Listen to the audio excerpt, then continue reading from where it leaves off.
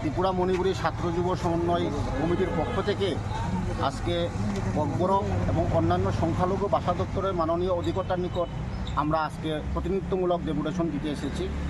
আপনারা জানেন যে ত্রিপুরা রাজ্যে ভাষাগত সংখ্যালঘু মণিপুরীদের তাদের ভাষার স্বীকৃতি এবং অধিকারের দাবিতে এবং মাতৃভাষার মাধ্যমে শিক্ষা চালুর দাবিতে আমরা দীর্ঘ আন্দোলন করে এসেছিলাম।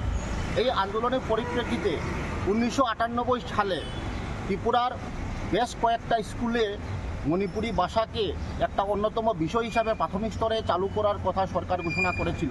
পরবর্তীতে আরও কয়েকটা স্কুলও চালু করার ঘোষণা করা হয়েছিল। আজকে 1998 আজকে 2025 এই এপ্রিল মাসে পুরোপুরি 27 বছর পরিপূর্ণ হয়েছে, কিন্তু অত্যন্ত পরিতাপের বিষয় আজ পর্যন্ত এইসব স্কুলে কোনো মণিপুরি শিক্ষক নিয়োগ করা হয়নি, কোনো পরিকাঠামো নেই, কোনো আর্থিক সংস্থান নেই। কিন্তু